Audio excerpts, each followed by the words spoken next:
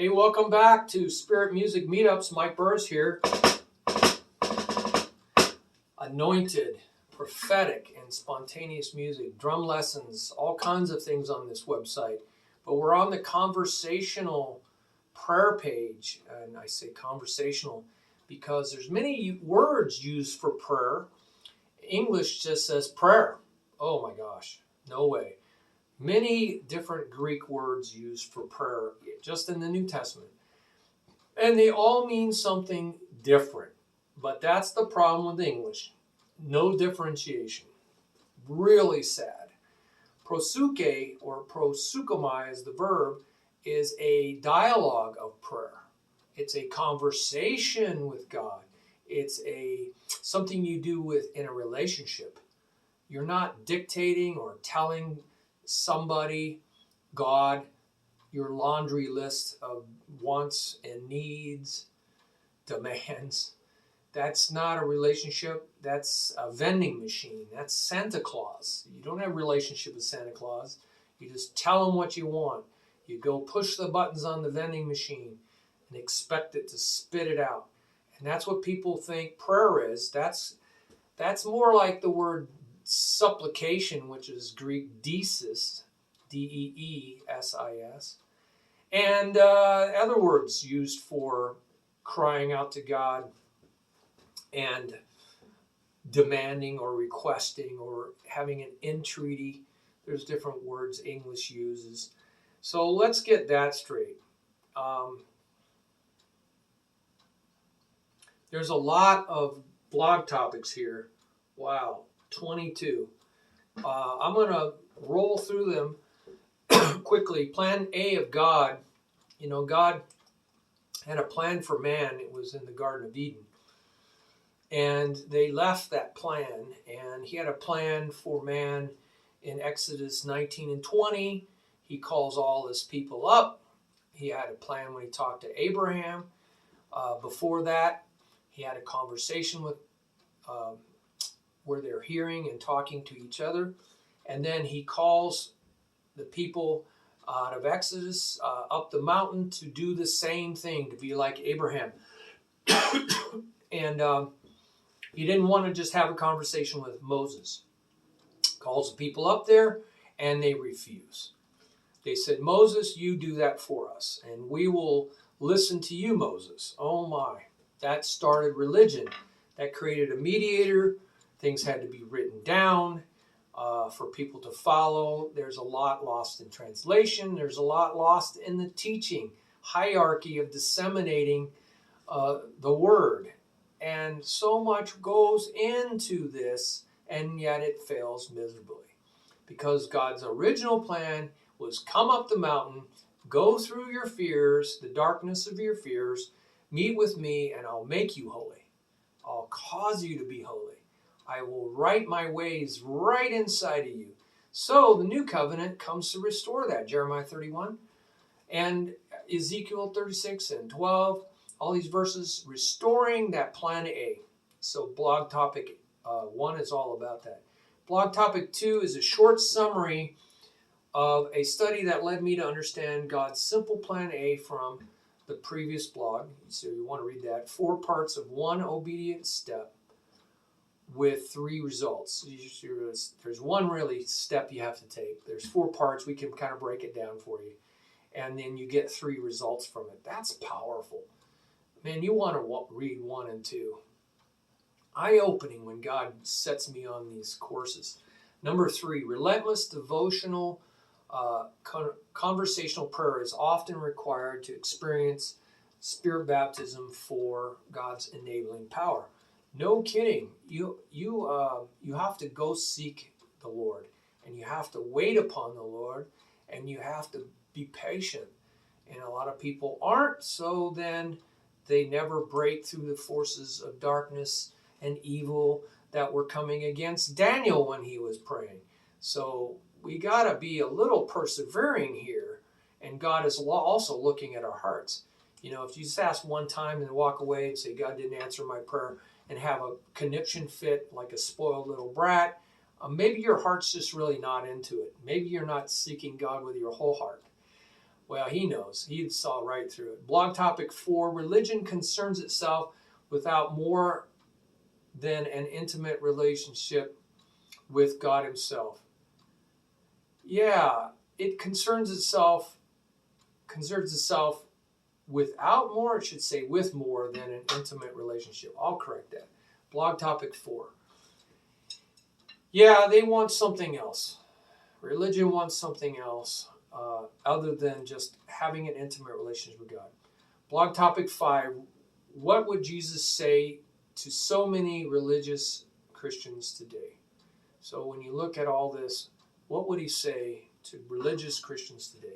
Blog topic 6. What proseuche conversational prayer actually is.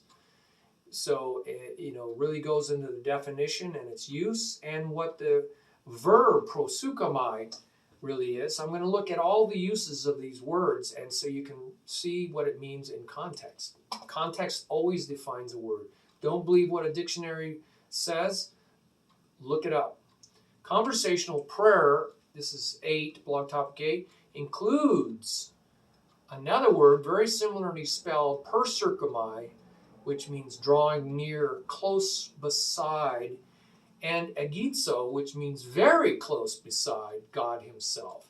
And blog topic 9 is what this drawing near conversational prayer is mostly not. And that's where we go into the monologue of asking God for something. And there's a lot of Greek words, and we'll see all the uses of those Greek words and how our conversational prayer that draws near to God goes beyond these.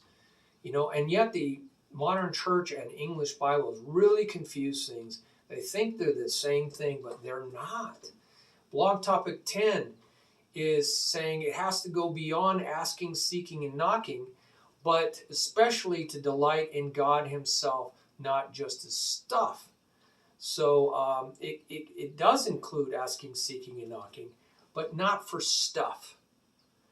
It's not really so much for God's stuff, his blessings, but for God himself. Blog topic 11, it can include childlike confidence that comes before God, approaches God with childlike confidence, but also with humility and thankfulness. So these are other words used for prayer, and it can include those. So we want to look at how they're different from these words, but how it can include aspects of this. So it's a kind of tricky thing. There's some overlap. Blog topic 13, drawing near conversational prayer isn't talking. It's not what I'm doing right now. Busyness or works for God, but peacefully resting from all of it. It really is learning how to rest in the presence of God, resting from your works. Blog topic 14, it's not about, it is about stopping our talking, business, and works, to listen or hear, to be taught directly by God. It is the easy button compared to Bible study. Yeah, no kidding. Wow. All this takes a lot of time. Not as much time if you just listen to God and get good at listening and hearing from God. And blog topic 15 is that we need to go to God in prayer to actually understand and know God himself. So that's what we're really listening to hear from, not just prophecies or how to fix problems in our life, but to actually know God himself. And so that's what that's about, going past the stuff again to the person. 16 is about patiently waiting for God himself and not just his stuff. So there's a lot about waiting on God. 17 is about watching for God and watching not just for answers, but God himself. 19 is that it's a habit of devotion, of relentlessly asking, seeking, knocking, not just for stuff, but for intimate fellowship with God himself. And so, again, it's all about going to God. Drawing near to God in conversational prayer does include thankfulness for the stuff he gives us, his blessings. But it should lead us to worshiping God himself. And 21 is that it really is all about learning how to be led by the Spirit as sons of God into sanctification and holiness. That's what conversational prayer is really why we're to be devoted to it. It's really the only way, the only reliable way to really know God and walk in his ways. And 22 is that the prayer itself is actually not just a work of the flesh, might and power, but is empowered by the Holy Spirit.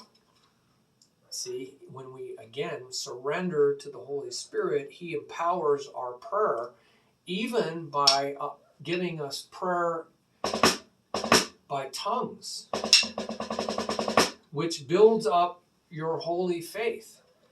There's a lot of talk about building up yourself, building up your most holy faith. And yet people just don't even want to learn about tongues. They don't want to experience it. Yet there's a lot written about it. So that is the way it works. And there's going to be more blog topics down here. Look on the bottom of the page and you will see a place to comment, to teach one another, create a conversation. There you go, conversation and dialogue with one another. Body ministry, we can all learn, it says, together. 1 Corinthians 14. We all weigh in together on what is said. When's that happened ever in church? Well, we can have it happen here on this website, weighing in together so that you can all learn and be encouraged together. That's what 1 Corinthians 14 talks about, orderly worship. The very thing that churches don't do is actually, they don't do it, so it's not orderly. So that what they call orderly worship is actually disorderly because they don't even follow the instructions on orderly worship. Wow, go figure that, huh? Upside down. People like to pick and choose, cherry pick what they see in the Bible, but you really have to take it all. So hope you enjoyed this, and I look forward to your comments on the bottom. And there's a share your blessings little picture there, and that's where you can donate and help further this ministry. Bam, bam, bam, faster and faster. Reach it out to other people, more people. It's resource intensive. It's just goes on and on. Thank you very much. God bless.